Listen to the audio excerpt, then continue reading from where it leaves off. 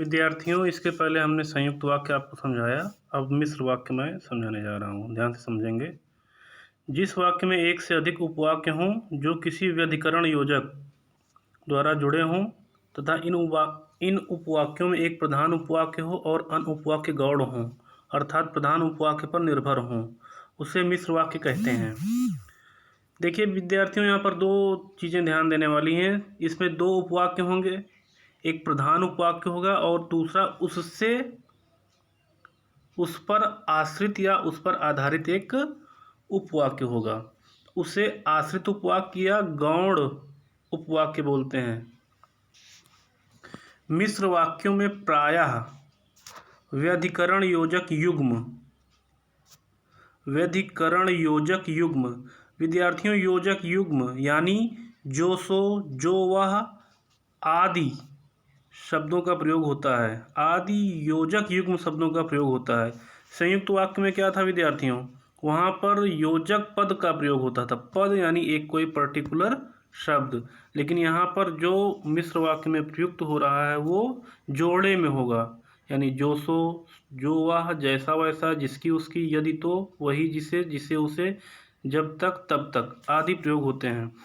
विद्यार्थियों, इसको हम लोग एक उदाहरण के माध्यम से समझते हैं।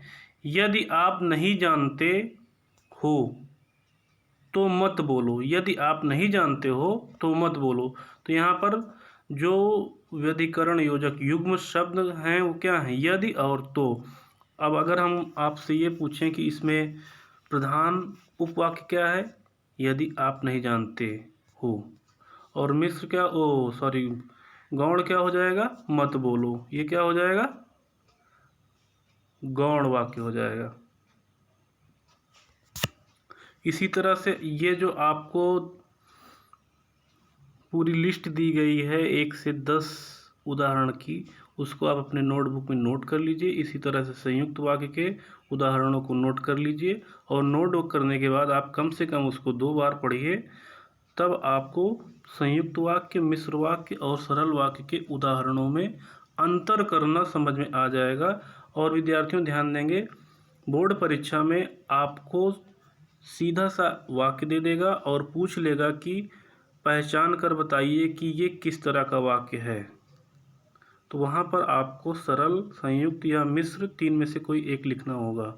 तो इसको आप बहुत ही गंभीरता से पढ़ें। और इसके बाद मैं अभी आपको एक अन्य वीडियो में प्रधान वाक्य और गौण उपवाक्य की पहचान करना सिखाएंगे। तो विद्यार्थियों, गौण उपवाक्य की पहचान ये भी परीक्षा में पूछा जाएगा। तो इस वीडियो के बाद तुरंत मैं